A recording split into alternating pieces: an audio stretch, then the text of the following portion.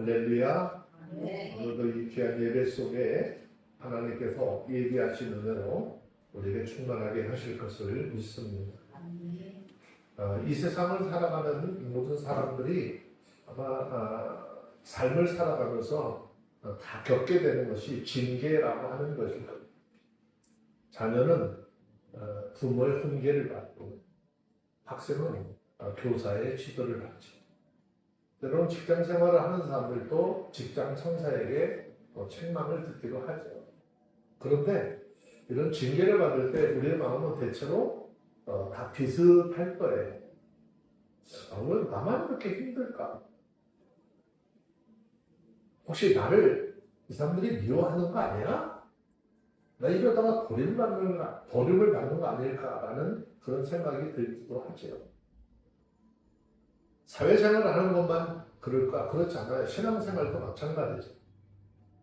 나 나름대로 신앙생활을 잘한다라고 생각을 했어요. 근데 어느 날 예상치 못한 고난이 찾아오고 기도를 해도 상황이 쉽게 해결되지 않습니다.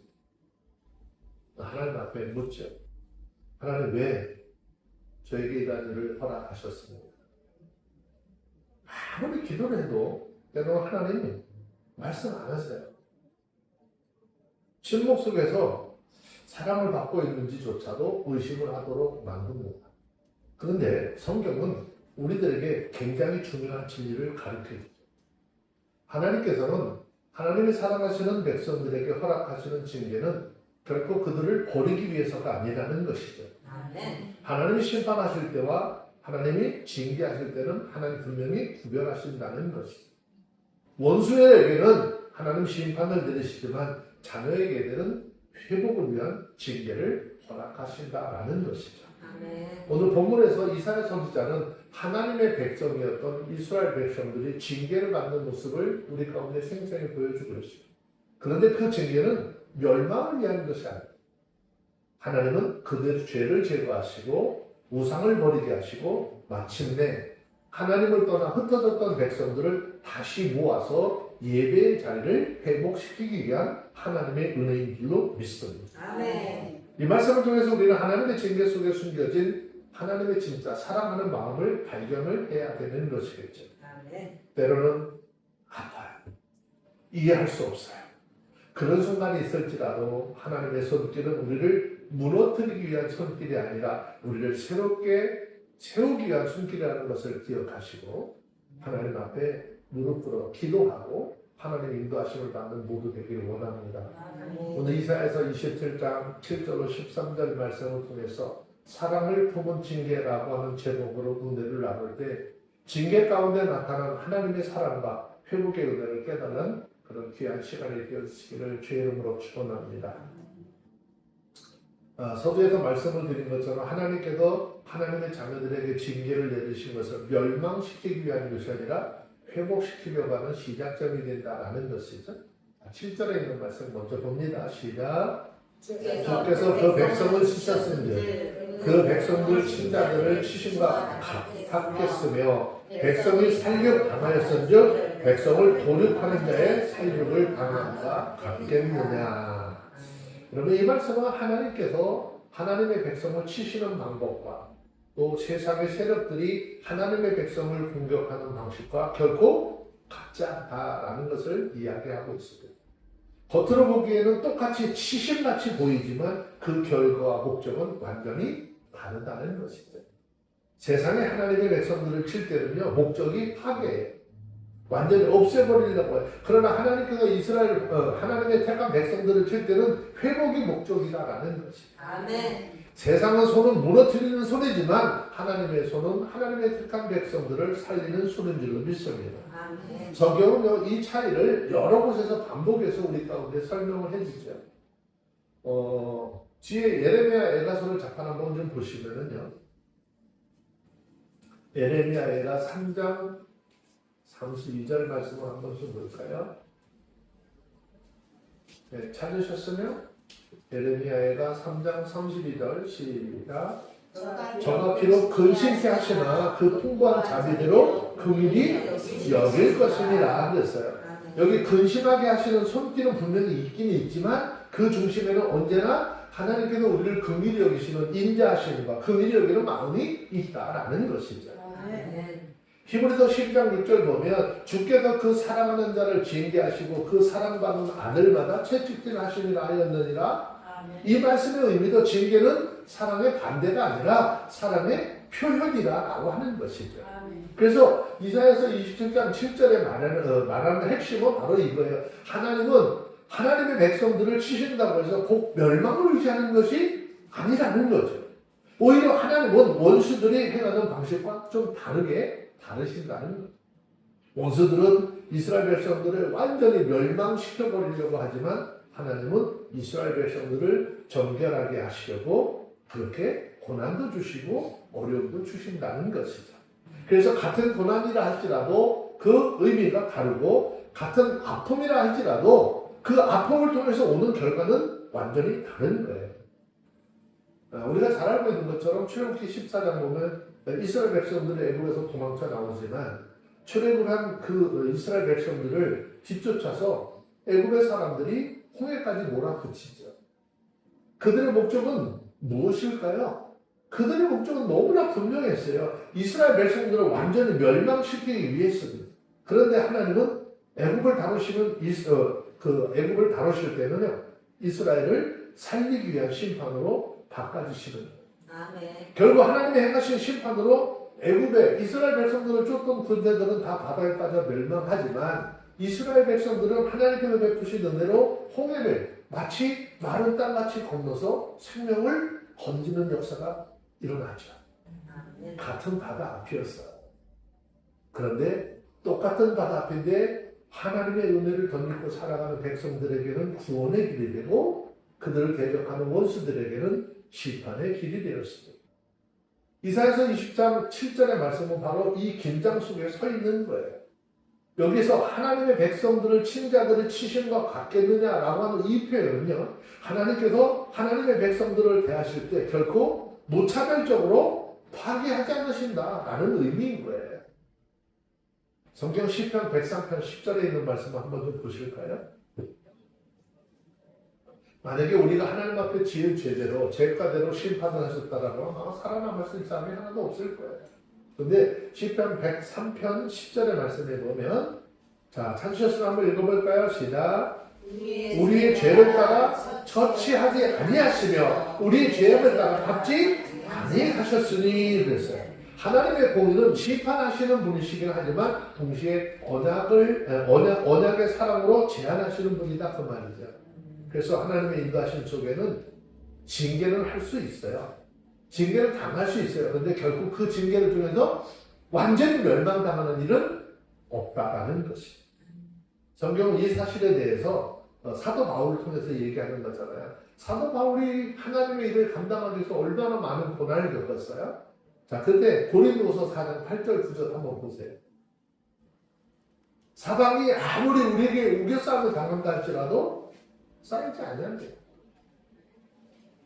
답답한 일이 생겨도 낙심하지 않는데. 자, 찾았으면 고린도서 4장 8절 9절 시작. 우리가 사방으로 우겨싸움을 당해도 쌓이지 아니하며 답답한 일을 당해도 낙심하지 아니하며 핍박을 받아도 버림받지 아니하며 거꾸리통을 당해도 망하지 아니하고 그랬어요. 왜냐? 하나님께서 치실 때조차도 우리를 끝까지 붙들고 계시는 분이기 때문에. 아멘. 세상은 우리를 자꾸 무너뜨리려고 하지만 하나님은 우리를 그 무너짐 속에서 다시 세우려고 하시는 것입니다. 그래서 본문은 우리에게 주는 말씀에 굉장히 메시지가 있는데 분명한 메시지예요. 하나님께서 허락하신 징계의 자리에 우리는 절망할 이유 없다는 것이죠.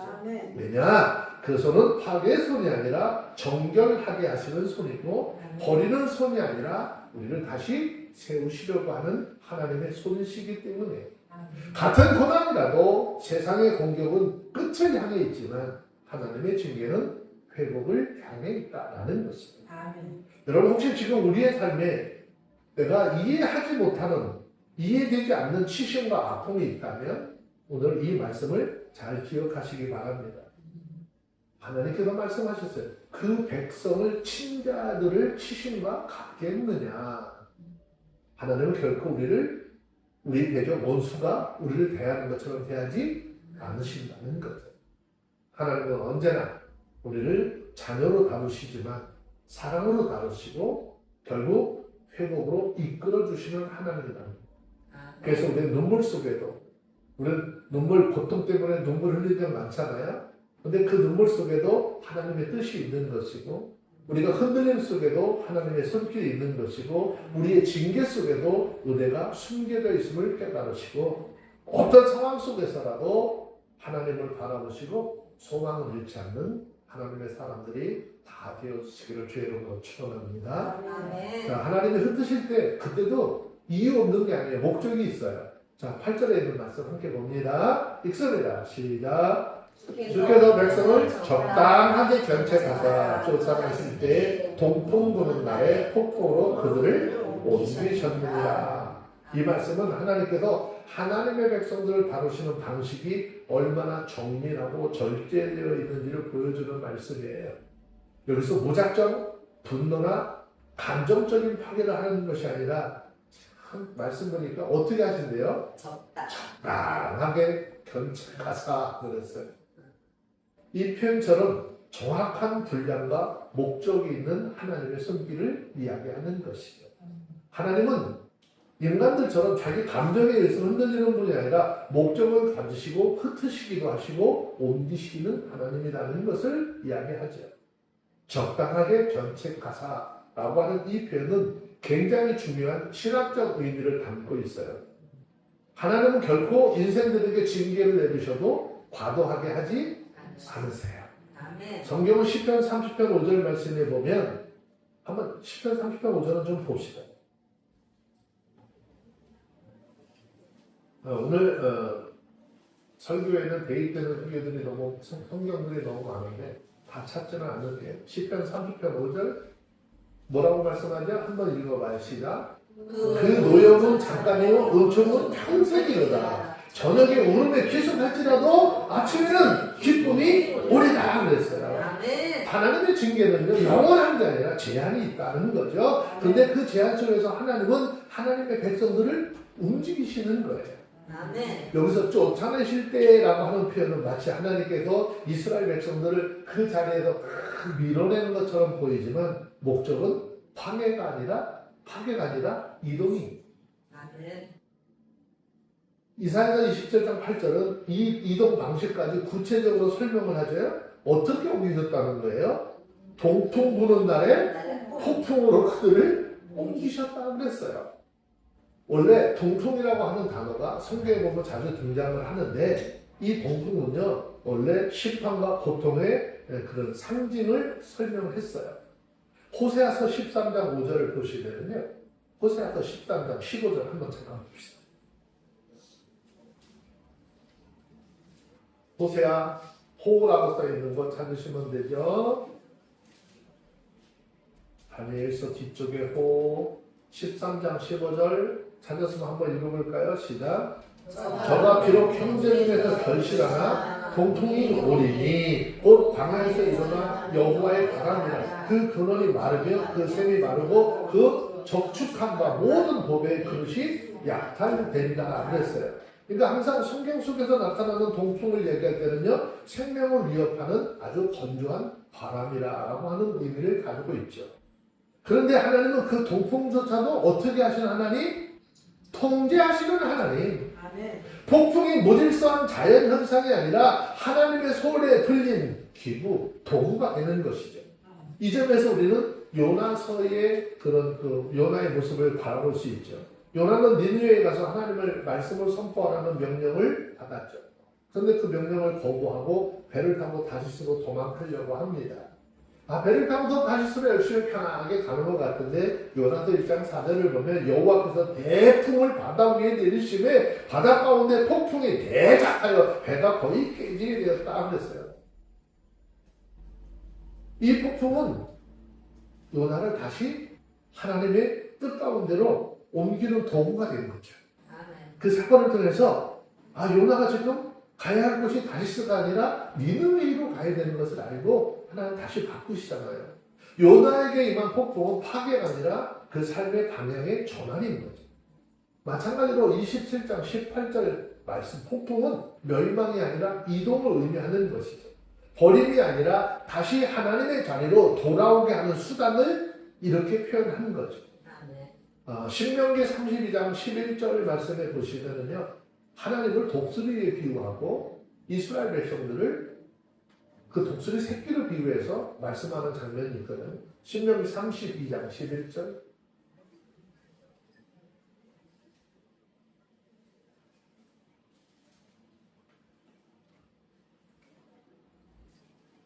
찾으셨으면 한번 읽어볼게요. 시작. 마치 독수리가 그 보금자리를 어지럽게 하며 그 새끼 위에 덮여버리며 그 날개를 펴서 새끼를 박으며 그 날개 위에 그것을 업은 것 같이 그랬어요. 독수리는 원래 암벽 등반 같은 곳에다가 둥지를 짓는다고 그러잖아요. 잘 키우다가 어느 정도 이제 성장기가 되고 하면 날개짓을 계속 하면서 날개 힘을 키우죠. 그런데 어느 정도 시기가 되면 그 둥지를 떠나야지 되는데 새끼는 아직 두려움 때문에 떠나지를 못하죠. 그때 그 어미 독수리가 먹이를 들고 와서 위에서 바람으로 날개를 계속 친대요. 그러면 어미 먹이의 입에 있는 먹이 때문에 먹이를 이렇게 따라서 이제 그 먹이를 받아 먹으려고 날개짓을 하고 오는데 어리다 보니까 때로는 그냥 꼰두박질 쳐서 떨어질 수 있는 상황이 있대요. 근데 그 새끼를 떨어져서 죽게 놔두지 않는데요. 그 큰 날개를 가지고 독수리를 그 새끼를 등에 업는 것처럼 업어가지고 다시 안전한 자리에 옮기는.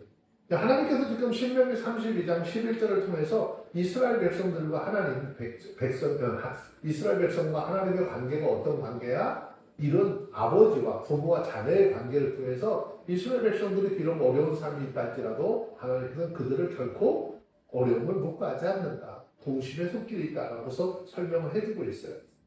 우리가 머물고 싶어하는 안전한 자리 있잖아요. 우리도 늘 그렇잖아요. 우리가 늘 머물고 싶어하는 안전한 자리. 근데 하나님은 거기 우리가 떠나야 될 때는요, 하나님 흔드신다는 거예요. 그런데 그 목적은 우리를 떨어뜨려서 사망 가운데 주려고 하는 것이 아니라 다시 거룩한 날갯짓으로 해서 아주 멋있는 비행을 할 수 있도록 하늘의 제왕의 모습으로 만들어갈 수 있는 자리로 인도하신다는 거죠. 아멘. 그래서 이사야서 27장 8절의 말씀의 핵심은 이거예요. 적당하게 견책하시고 폭풍으로 옮기시는 하나님을 얘기하는 거죠. 여기 중요한 것은 적당하게라는 말. 하나님은 결코 무분별하게 우리를 다루시지 않으시는 거죠. 우리 인생들을 향한 마음, 지난번에 성경 찾아보면서 좀 알았어요. 에레미야가 3장 33절에 주께서 인생으로 고생하며 근심하게 하시니 본심이 아니라는 말씀을 했어요.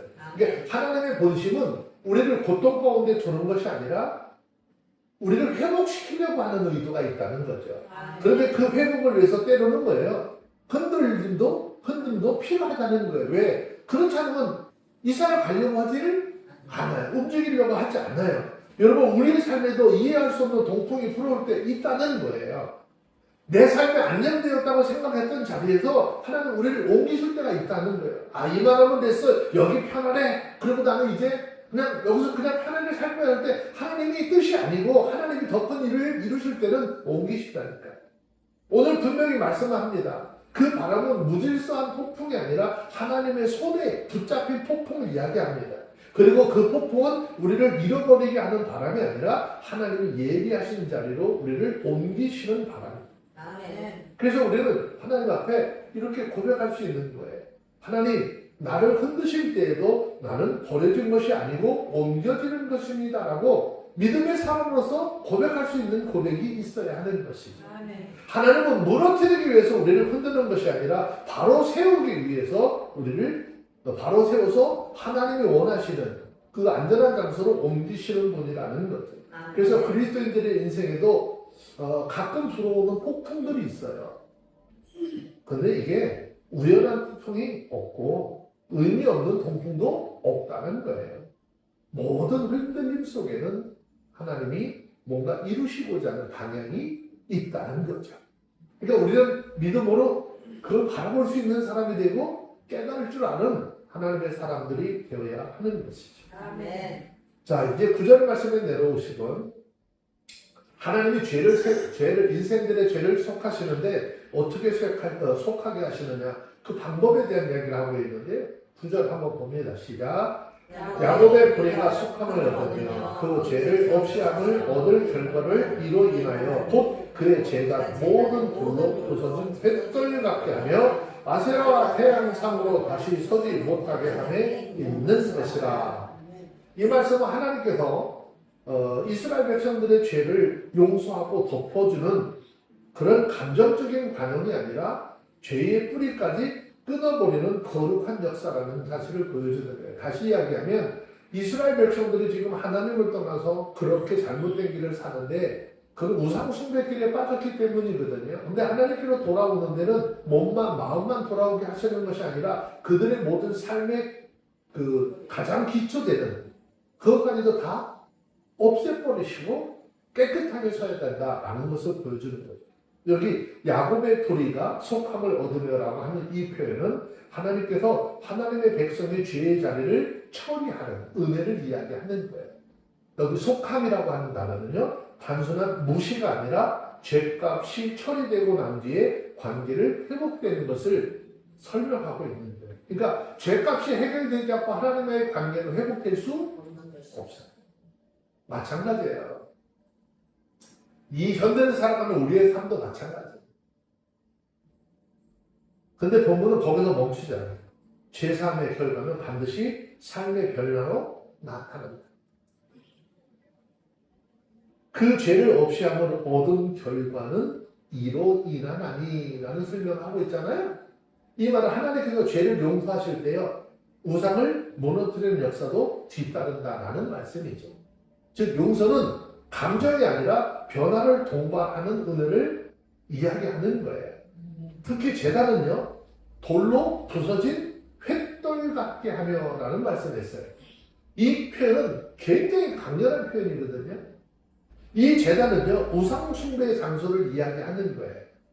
사람들은 하나님이 아닌 다른 신들을 섬기며 또 그들을 섬기기 위해서 제단을 세우죠. 아니, 하나님의 택함을 받은 백성이라고 자처하는 이스라엘 백성들도 하나님을 버리고 우상을 섬기는 제단을 만들었어요. 그런데 하나님의 용서는 그 제단을 그냥 놔두고 용서하는 것이 아니라 그대로 두지 않는다는 거예요. 부서진 석회처럼 무너뜨렸거든요. 아주 철저하게 모습과 형체도 알아보지 못할 정도로 다 없애버린다는 거예요. 자, 그러면 여러분, 우리가 생각하는 우상 어떤 걸까요? 우리가 생각하는 우상 힘이 있을까요? 능력이 있을까요? 자, 시편 115편 4절부터 8절까지 성경 잠깐 좀 볼게요.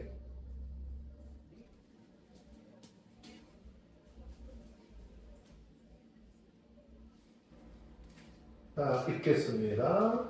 시편 115편 4절 읽습니다. 시작. 저희 우상은 은과 금이요 사람에게 쏟으리라. 입이 있어도 말하지 못하며 눈이 있어도 보지 못하며 귀가 있어도 듣지 못하며 코가 있어도 맡지 못하며 손이 있어도 만지지 못하며 발이 있어도 걷지 못하며 목구멍으로 소리도 못하느니라. 우상을 만드는 자와 그것을 의지하는 자는 다 그와 같으리로다 그랬어요. 이 이야기는 결국 뭐예요? 그들이 가서 섬기고 번째 몇 번째? 아니, 그들이 가서 배? 무슨 배? 1배, 2배, 몇 배 해?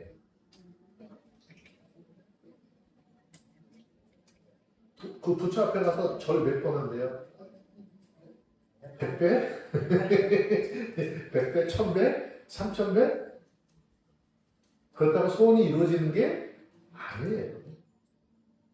우상은요, 결국 사람을 닮아서 무력하다는 거예요. 아무리 그냥 가서 뭘 한다 할지라도 아무 능력도 없는 것으로 나타나는, 드러나는 거예요. 그래서 본문에서 뭐라고 하죠? 아세라와 태양상으로 다시 서지 못하게 함에 있는 것이라는 얘기 하시는, 아세라 성경에서 많이 등장하잖아요. 아세라상은 어떤 신이죠? 가나안 땅의 풍요와 다산을 상징하는 우상이었어요. 태양상은요, 힘과 권력을 상징하는 우상입니다. 하나님은 단순히 그냥 죄를 용서하시는 분이 아니라 그 죄를 만들어냈던 우상까지도 다 무너뜨리시는 하나님이라는 거예요. 아멘. 우리는 알고 있는 것처럼 출애굽기 20장 2절, 3절, 4절 하나님 십계명 주면서 3절, 4절에 너는 나 외에 다른 신을 내게 있게 말지니라 그랬거든요. 여기 되게 단어가 중요해요. 너는 나 외에 다른 신들을 내게 있지 말지라 그랬어요. 근데 4절에 와서 보면 되게 중요한 얘기가 너를 위하여 새긴 우상을 만들지 말고 또 위로 하늘에 있는 것이나 아래 땅에 있는 것이나 땅 아래 물속에 있는 것에 아무 형상이든지 만들지 말며. 이야기는 무슨 얘기냐면 우리가 어떤 형상을 만들고 우상을 섬긴다라고 하는 것은요, 그 우상을 통해서 내가 원하는 뭔가를 얻어내고 이끌어내기 위해서 그걸 섬긴다는 거예요. 그래서 출애굽기 20장 4절에 너를 위하여 새긴 우상 만들지 말라. 하나님은 자기 마음대로 되어지는 것이 아니잖아. 하나님은 번사의 모든 거 하나님 뜻대로 하시는 분이잖아요. 아멘. 그 하나님은 사람이 움직일 수 있는 하나님이 아니에요. 요즘에 아주 슈퍼맨들이 많죠. 자기가 기도만 하면 하나님 뭐 꼼짝도 못하고 기도 다 들어준다고 능력이 많은 것처럼 얘기하잖아요. 근데 여러분, 성경에서 하나님은 절대 주권자이신 하나님이지 아멘. 사람의 뜻에 의해서 움직이는 그런 하나님은 아닌 거예요. 얼마나 하나님을 가볍게 여기고 마치 자기들이 섬기는 우상 숭배하듯이 하는 그 형상이, 그 마음이 그들의 말을 언어 속에서 그대로 드러나는 거예요. 그러니까 그 사람 이야기를 들으면 그 사람이 하나님을 어떻게 생각하고 있는지 다 아는 거예요. 온전한 믿음을 가지고 있지 않은 건 다 드러나는 거예요. 하나님은 죄를 미워하실 뿐만 아니라 죄를 낳는 구조 전체도 다 끊어버리기를 원하시는 거예요. 아멘. 이러한 일 때문에 열왕기하 23장에 나오는 요시야 왕이라고 하는 사람이 있는데 이 사람은 이스라엘 왕이 되면서 이스라엘 세대의 개혁을 이룹니다. 그는 단순히 이스라엘 백성들의 죄를 용서하라라고 하지 않았어요. 우상의 제단을 다 헐어버리고 아세라와 목상을 다 찍어버리고 태양의 우상을 다 쪼개서 불살라고 그랬어요. 죄사함은 언제나 우상 파괴로 이어졌어요. 이스라엘 역사 보세요. 왜냐하면 하나님께 돌아오는 것은 단순한 감정으로 회복이 아니라 그 삶의 방향이 전적으로 돌아서야 된다라고 하는 것이죠. 아멘. 자, 에스겔서 36장 25절 26절 좀 봅시다.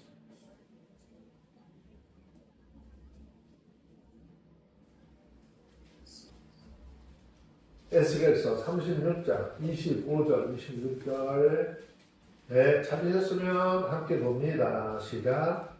맑은 물로 너희에게 뿌려서 너희를 정결케 하되 곧 너희 모든 더러운 것에서와 모든 우상을 섬김에서 너희를 정결케 하셨으며 또 새 영을 너희 속에 두고 새 마음을 너희에게 주되 너희 육신에서 굳은 마음을 제하여 부드러운 마음을 줄 것이며 그랬어요.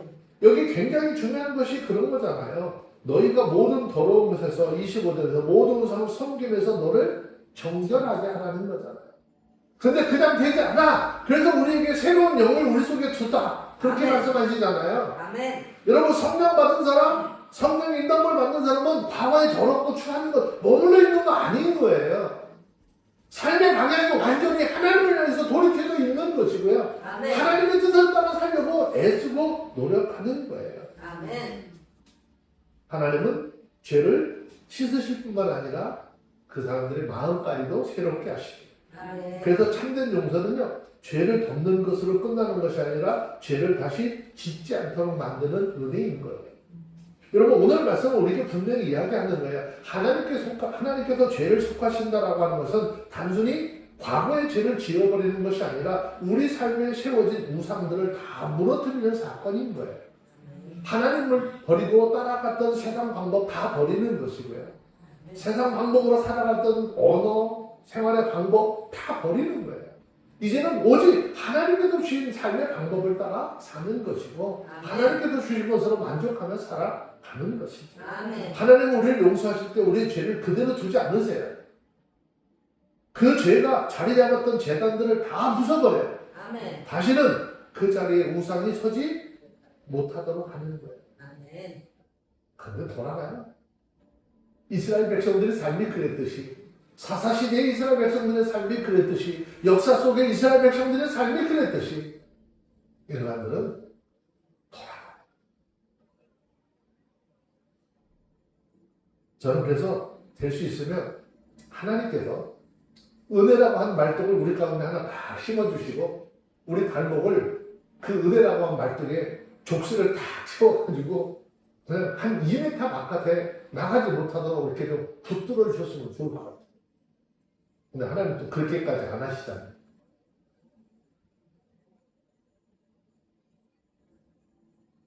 자, 오늘 하나님 앞에 이렇게 한번 고백해 봅시다. 따라서 한번 해봅시다. 하나님의 용서는 네, 다 같이 좀 크게 좀 해보셔요. 조금 있다가 이제 식사할 거예요. 자, 하나님의 용서는 나를 편하는 것이 아니라 편하게 하는 것이 아니라 나를 새롭게 하는 것이다. 아니, 그러니까 하나님의 용서는 나를 편하게 하는 게 아니에요. 예수 믿는 사람들 삶이 자꾸 뭔가 편해지려고 하잖아요. 편하게 하는 게 나를 새롭게 하는 거예요. 아멘. 하나님의 죄를 사하시는 동시에 우상을 무너뜨리시는 분이에요. 아멘. 하나님 우리의 죄를 사하시고 구원의 자리에 들게 하지만 과거의 잘못된 삶 속에서 우리를 돌이켜서 그 과거의 삶을 다 버리게 하는 거예요. 떠나게 하는 거예요. 그래서 예수 믿고 새롭게 된 우리들은 과거의 겉사가 다 버리는 거잖아요. 아멘. 그래서 하나님의 은혜는 언제나 우리에게 편안함과 동시에 변화의 능력을 동반하는 거예요. 그냥 평안함으로 주저앉게 하지 않아요. 우리 삶으로 변화까지도 가져오게 하는 그런 은혜가 있어요. 그러니까 이 은혜를 받아서 누리는 저와 여러분들이 다 되어주시기를 주의 이름으로 축원합니다. 아멘. 또 하나, 하나님이 없이 세워진 경험이 있잖아요. 그 끝까지 어떻게 될까? 그리고 남겨진 은혜의 자리는 어떤 건가? 자, 이제 10절에 있는 이야기를 하고 있는데 좀 볼게요. 읽습니다. 10절에 시작. 대저 견고한 성읍은 적막하고 거처로 항로하며 버림이 되어 광야와 같을 것인즉 송아지가 거기서 먹고 거기서 누우며 그 나뭇가지를 없이 하리라. 이 말씀은 인간이 스스로 세운 견고함이 얼마나 무기력한지를 보여주는 충격적인 장면이에요. 사람의 눈에는 견고한 성읍이 안전과 번영의 상징처럼 보여지겠지만 하나님 앞에서는 그 견고함조차도 언제든지 황무로함으로 변할 수 있다라는 것이죠. 자, 견고한 성읍은 적막하고 라고 하는 이 표현은 외형은 남아있어요. 근데 거기 어떻게 생명이 떠난 상태를 이야기하는 거예요. 겉모습은 그대로인데 안에는 더 이상 생명이 없는 상태를 이야기하는 거죠. 성경은 이러한 인간을 겉보기 견고함이 얼마나 쉽게 무너지는가를 반복해서 이야기하고 있잖아요. 우리가 잘 알고 있는 것처럼 시편 127편 1절에서 이야기하잖아요. 여호와께서 집을 세우지 아니하시면 세우는 자의 수고가 헛되고 여호와께서 성을 지키지 아니하면 파수꾼의 경성함이 허사로다라는 얘기 하시잖아요. 아무리 사람들이 단단하게 쌓아올린 성읍이라 할지라도 그곳에 하나님이 함께하지 않으면 결국 헛된 구조물에 불과하다는 거예요. 아멘. 이사야서 27장 10절 바로 그 결과를 보여주는 것인데 그들의 겉처럼 황무해지고 버림이 되어서 광야처럼 될 것이라는 거예요. 버림이 되어 광야와 같은 적이라는 이 표현은 단순한 파괴를 이야기하는 것이 아니라 완전한 그런 그 의미의 상실을 뜻하는 거예요. 사람의 중심이었던 곳에 이제 짐승의 거처가 되게 하셨다는 거죠. 거기 보니까 사람이 있어야 될 곳에 뭐가 누웠어요? 송아지가 거기서 먹고 거기 누우며 그랬어요. 이 말씀은요, 인간이 통제하던 질서가 다 사라져버리고 피조물 중에 가장 연약한 동물조차도 그 자리를 점유하게 되는 과정을 설명하는 거예요.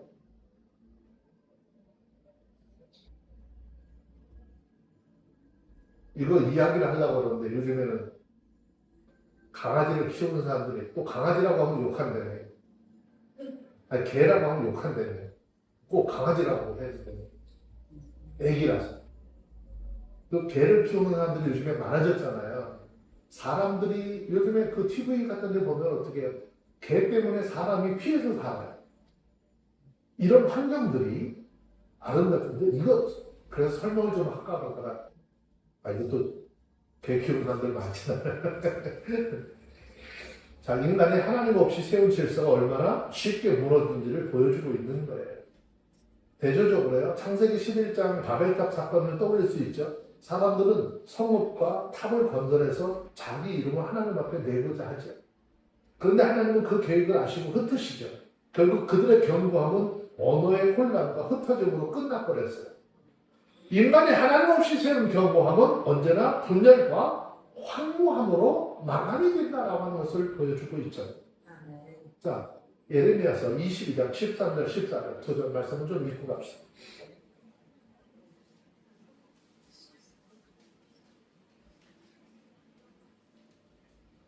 찾으셨으면 예레미야 22장 13절 14절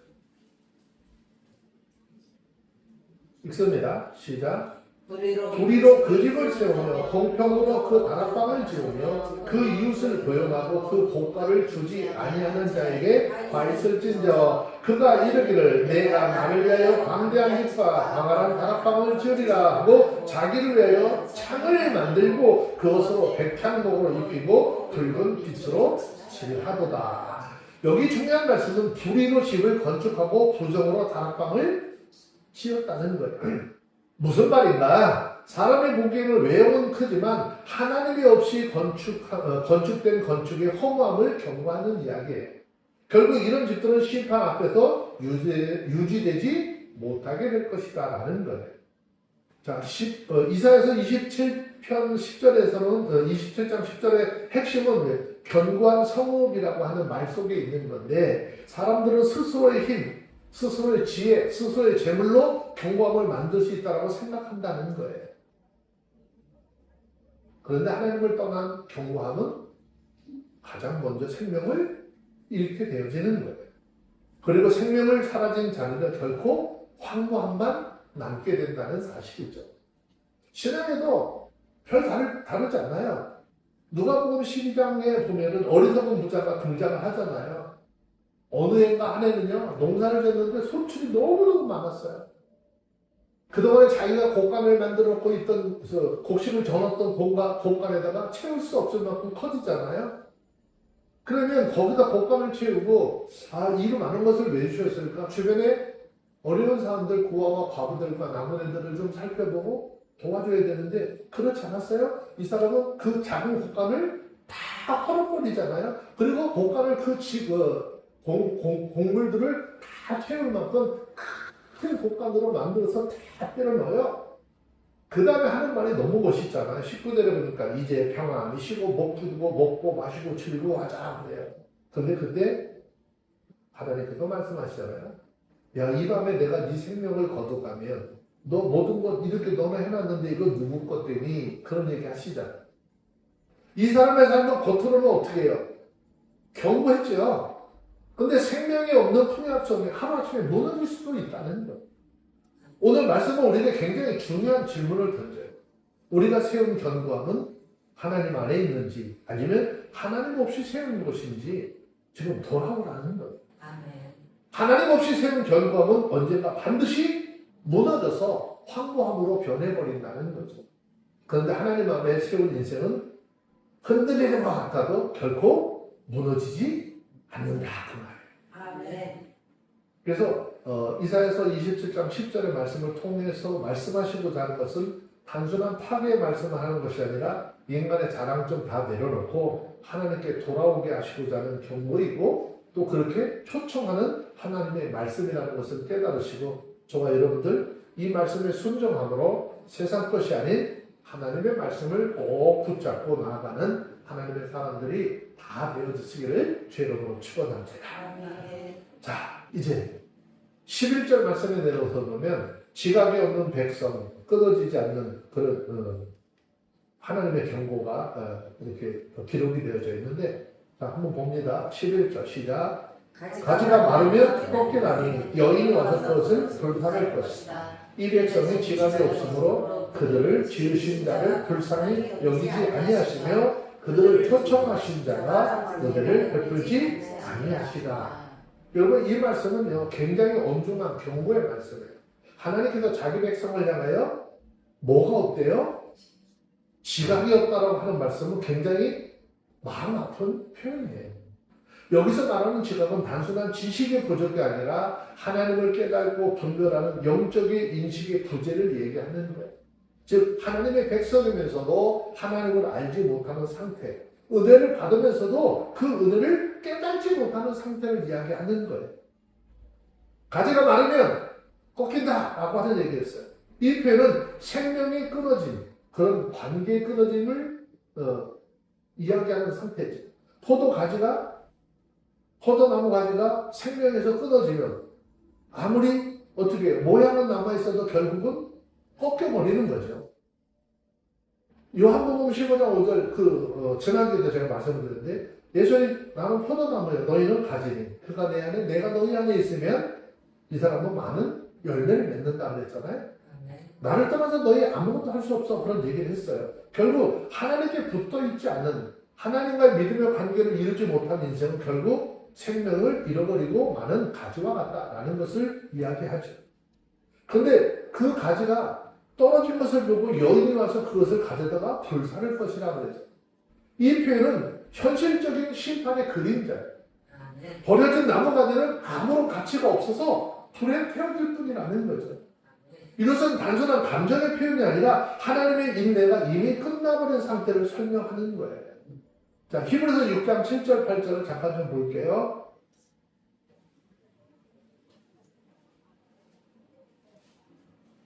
히브리서 6장 7절 8절 하나님은 땅을 쓰시기 위해서 이른 비와 늦은 비를 주시잖아요. 자, 7절 8절 시작. 땅이 그 위에 자주 내리는 비를 흡수하여 밭가는 자들의 쓰기에 합당한 채소를 내면 하나님께 복을 받고 만일 가시와 엉겅퀴를 내면 버림을 당하고 저주함에 가까워 그 마지막은 벌사람이 되리라 그랬죠. 이 말씀은 은혜를 받으면서도요 열매 없는 삶을 계속 살면 결국 그 삶의 끝은 벌사람이 된다라고 하는 경고인 거예요. 여러분 우리가 날마다 예배 속에 말씀 속에서 하나님의 은혜를 받았다고 입술로는 하지만 삶 속에서 변화가 없다라고 한다면 마지막에 하나님 앞에 어떻게 될 것인가 그대로 보여주고 있는 거예요. 특히 이 백성이 지각이 없다라고 하는 말은 하나님의 심판의 이유를 분명하게 보여주고 있죠. 문제는 하나님의 은혜를 거두셨기 때문이 아니라 백성이 하나님을 알지 못하고 깨닫지 못했기 때문이다라는 거예요. 성경 잠언 1장 7절에서 여호와를 경외하는 것이 지식의 근본이거늘 미련한 자는 지혜와 훈계를 멸시하느니라 그랬거든요. 하나님을 경외하지 않는 사람 아무리 많은 정보를 가지고 있어도 결국 지각이 없으면 머물러 있게 된다면 그 결과는 뻔하다는 거예요. 그들을 지으신 자가 불쌍히 여기지 아니하시며 그들을 조성하신 자가 은혜를 베풀지 아니하시리라 라고 하는 이 말씀은 너무너무 무거운 이야기예요. 창조주 하나님께서 긍휼을 거주신다는 표현은요 하나님의 본심이 긍휼이시지만 계속되는 거부와 완고함 앞에서 하나님 그 은혜를 억지로 베풀지 않으시게 되는 거죠. 우리 누가복음 13장 6절로 9절에서 말씀하신 무화과 나무 비유를 생각할 수 있어요. 이 말씀에 보면 열매 없는 나무에 대해서 주인은 뭐라고 해요? 찍어버리라고 하잖아요. 근데 포도원지기는 또 당부를 하잖아요. 한 번만 더 기회를 주시기를 원합니다. 그런데 결국 열매가 없으면 심판을 피할 수 없어요. 하나님의 인내에는 목적이 있고 그 목적을 거부하는 삶에는 결과가 따르는 것이죠. 여러분 오늘 말씀은 우리에게 묻는 거예요. 너희 하나님을 아는 지각을 가지고 있느냐는 거예요. 이 말씀은 단순히 교회를 다니는 것이 아니라 신앙생활을 한다면 말씀을 통해서 하나님이 어떤 하나님을 깨닫고 너희는 그 뜻에 반응을 하고 삶을 살아가고 있느냐라고 묻고 있는 것입니다. 가지에 나무가 붙어있지 않으면 결국 마르고 꺾여버리듯이 하나님과의 관계가 끊어진 신앙은 생명을 잃게 된다라는 사실을 깨닫고 지금이라도 형식적인 신앙이 아니라 온전한 신앙을 가지고 하나님을 향하는 그런 다짐의 시간이 되기를 주의 이름으로 축원합니다. 아멘. 자, 그러면서 이제 12절 말씀에 보면 이렇게 하나님의 은혜를 입었음에도 그랬던 자들이 막 흩어졌었잖아요. 근데 하나님께서 그를 다시 모으신대요. 12절 다 같이 읽습니다. 시작. 너희 이스라엘 자손아 그날에 여호와께서 창일하게 하수로부터 애굽 시내까지 과실을 떠는 것 같이 너희를 일일이 모으시라. 아멘. 이 말씀은 앞선 심판의 경고와 흐름과는 전혀 다른 방향인데 우리를 이끄시는 놀라운 회복의 약속이에요. 그날에 라고 하는 이 표현은 단순한 미래의 사건이 아니라 하나님께서 구원의 역사를 완성하시는 결정적인 순간을 이야기하는 거예요. 그날에 하나님께서 흩어진 백성을 대충 모으는 것이 아니라 어떻게 해요? 정말 이거를 성경을 준비하면서 가서 다 일일이 모으신대요. 하나님께서 창이라나 하수에서 애굽 시내까지라고 하는 이 표현은요, 넓은 진지적 범위를 다 이야기하죠. 창이라는 하수는 북쪽을, 애굽 시내는 남쪽을 의미하는 것인데 이는 온 세계 끝에서 끝까지 하나님의 백성을 불러 모으신다라고 하는 거죠.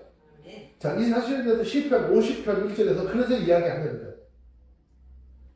시편 50편 1절 전능하신 자 하나님 여호와께서 말씀하시되 어디서부터 어디까지. 자, 찾았으면 한번 읽어봐요. 시편 50편 1절 읽습니다. 시작. 전능하신 자 하나님 여호와께서 말씀하사 해 돋는 데서부터 지는 데까지 세상을 부르셨도다 그랬어요. 하나님은 하나님의 백성들을 부르는데 제한된 지역의 하나님의 나라가 아니라 하나님이 아니라 온 세상을 향해 흩어진 자를 찾으시는 하나님이시다 그런 거예요. 아멘. 자, 여기 중요한 것, 과실을 떠는 것 같이 너희를 일일이 모으리라라고 하는 표현은 굉장히 중요한 의미예요. 농부가 추수할 때요, 대충 거두는 것이 아니라 나무를 흔들어 떨어진 열매를 하나하나 다 주워 담듯이 하나님께서 자기 백성들을 세밀하게 다 모으신다라는 거예요. 아멘. 정말 그럴 수 있을까? 신약에서 마태복음 24장 31절에 보면 예수님께서 그렇게 말씀하세요. 저가 큰 나팔 소리와 함께 천사들을 보내사 저희가 그 택하신 자들을 하늘 이 끝에서 저 끝 사방으로 모으리라 그랬어요. 아멘. 하나님은 흩어진 것들을 반드시 다시 다 모으시는 날이 있을 것이다 그 말이에요. 근데 그날이 최종적으로 하나님이 심판하시는 날이다 그 말이에요. 이사야서 27장 12절의 말씀은 앞절에 있는 10절과 12절의 황무함과 심판의 그림의 강조한 대조를 이루고 있어요. 10절에서는 경고한 성읍이 정박하고 황무하다 그랬잖아요. 11절에서는 지각이 없으므로 은혜를 베풀지 아니하리라 그랬어요. 근데 12절에서 일일이 다 무엇이라 이 회복의 선언이 등장을 하는데 이것은 하나님의 심판이 끝이 아니라 회복을 향한 과정이라는 것을 설명을 하는 거예요. 요한복음 11장 52절 보면 예수님이 사역을 이렇게 이야기하잖아요. 예수님께서 왜 이 땅에 오셔서 그 사역을 하셨을까? 예수님의 사역의 목적이 뭐지? 요한복음 11장 52절 2절 한번 잠깐만.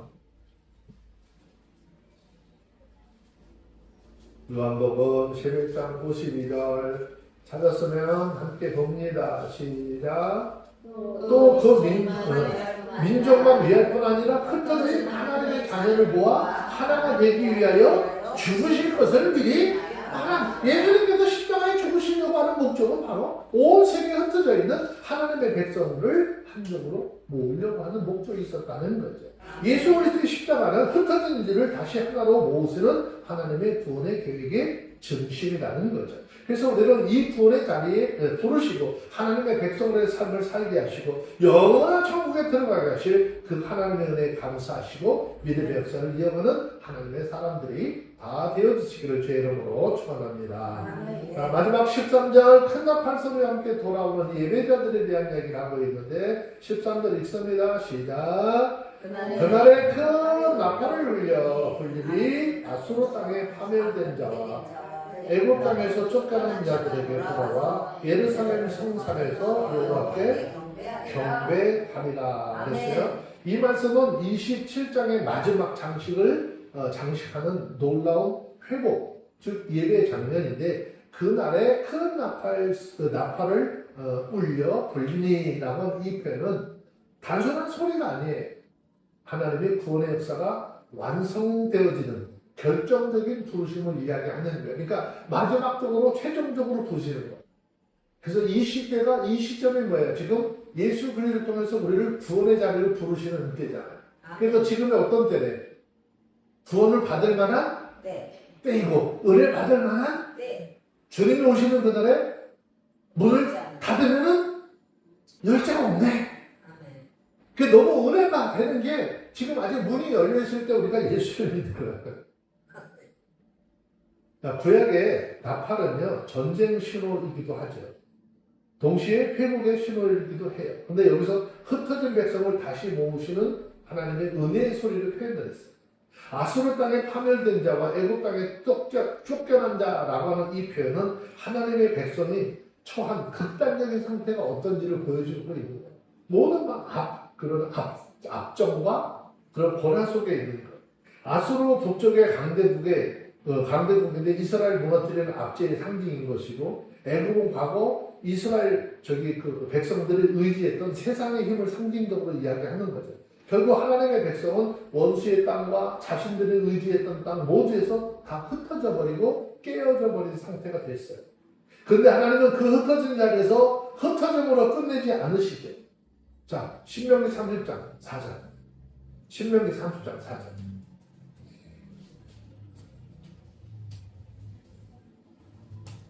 저는 이 말씀을 어저께 이렇게 묵상을 하면서 너무너무 그냥 감동적이었어요. 신명기 30장 4절 찾았으면 한 번 더 읽어봐요. 시작. 너의 쫓겨간 자들이 하늘 가에 있을지라도 내 하나님 여호와께서 거기서 너를 모으실 것이며 거기서부터 너를 이끄실 것이라 그랬어요. 흩어진 하나님의 백성들을 모으시는 장수 제한이 없다는 거죠. 가장 먼 곳, 가장 낮은 곳, 하나님이 미치지 않는 곳은 없다라는 것이죠. 본문에서 보니까 돌아와 예루살렘 성산에서 여호와를 경배하리라. 이 말씀은 회복의 목적이 무엇인지를 설명하는 거예요. 하나님이 흩어진 백성들을 다시 모으는 이유는 단순하게 회복된 삶이 아니라 하나님과 약속 속에서 하나님 앞에 드려진 예배의 회복을 이야기하는 거예요. 결국 인간의 존재 목적은 다 하나님께로 돌아와서 하나님 앞에 예배하며 그 예배를 통해서 하나님 앞에 영광을 돌리는 것이죠. 하나님은 어느 때 제일 기뻐하실까요? 네? 하나님 우리의 삶 중에는 어느 때 제일 기뻐하실 것 같아요? 아멘 할 때? 네, 아멘 할 때? 자, 시편 122편 1절의 말씀을 한번 봅시다.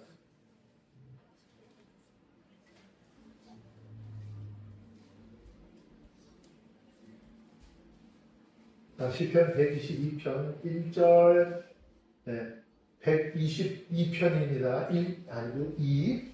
찾았으면 읽어요. 시작. 사람이 내게 말하기를 여호와 집에 올라가자 할 때 내가 기뻐했도다 그랬어요. 예루살렘의 성산은 단순적 지리적 장소가 아니라 하나님의 임재의 자리죠. 예배의 중심이에요. 그래서 이사야서 27장 13절은 신약에 더욱 이 말씀에 대해서 분명한 그 거치가 이루어지죠. 성취가 이루어지죠.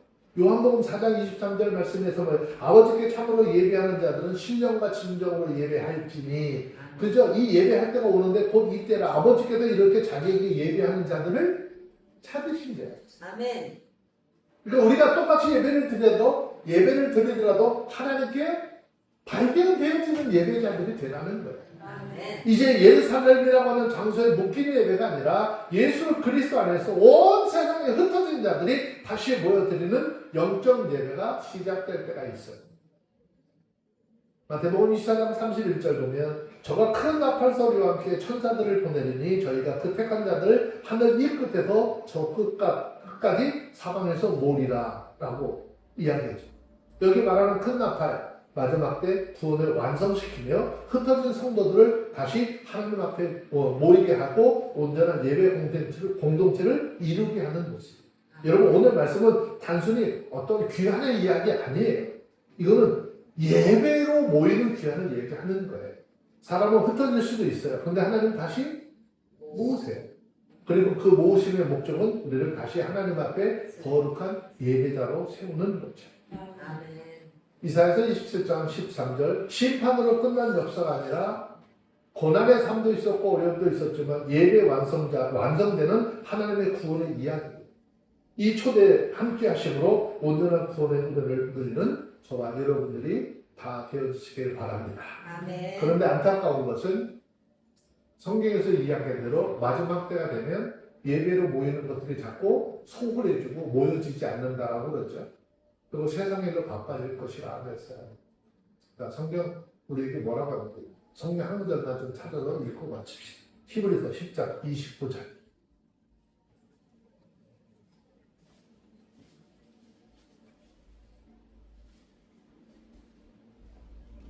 찾으셨으면 히브리서 10장 25절 읽습니다. 시작. 모이기를 피하는 어떤 사람들의 습관과 같이 하지 말고 오직 권하여 그 날이 가까움을 볼수록 더욱 그리하자. 아멘. 기도합니다. 사랑의 하나님 아버지 감사합니다. 오늘 이사의 말씀을 통해서 우리가 세상 속에서 얼마나 쉽게 하나님의 뜻을 잊어버리고 우리 스스로 힘으로 견고한 성읍을 쌓으려고 했는지 돌아보게 하시니 감사합니다. 주님, 겉으로는 안전해 보이고 견고해 보이는 것들 속에서도 하나님이 떠나시면 결국 그것이 황무해지고 생명이 사라진다는 사실을 깨닫게 하셨으니 우리가 의지했던 사랑과 재물과 지식과 경험이 참된 기초가 될 수 없음을 고백합니다. 하나님, 우리 마음속에 세워진 아세라와 태양상과 같은 우상들 우리 주님 앞에 내려놓습니다. 주님보다 더 의지했던 것들, 주님보다 더 사랑했던 것들, 주님보다 더 신뢰했던 것들 이 시간 주님 앞에 내려놓습니다. 우리의 재단을 부수시고 다시는 그것에 서지 못하도록 하시는 주님의 은혜를 구합니다. 주님, 우리의 삶이 황무해지는 자리에서도 하나님의 뜻에 있음을 믿게 하시고 흔들리고 무너진 것 같을지도 하나님이 우리를 버리시지 않는 것이 알게 하여 주시니 아버지, 날마다 주님을 믿고 의지하는 삶이 되게 하옵소서. 하나님, 우리의 인생들이 하나님 없는 경감이 아니라 하나님 안에 있는 참된 생명의 터 위에 세워지게 하옵소서. 눈에 보이는 안정이 아니라 보이지 않는 하나님의 약속을 붙들게 하시고 세상의 자랑이 아니라 하나님의 임재를 자랑하게 하옵소서. 주님, 오늘 말씀처럼 황무한 곳이 되지 않게 하시고 오늘 주님 안에서 생명이 회복되고 열매 맺는 인생들 되게 하옵소서. 무너짐 속에서 주님의 손길을 신뢰하게 하시고 회복을 기다리는 믿음으로 우리를 더욱더 세우시는 은혜 있게 하옵소서. 우리의 모든 삶이 주님의 눈에 위해 다시 세워지기를 간구하며 우리를 살리시고 새롭게 하시는 예수 그리스도의 이름으로 기도합니다. 아멘.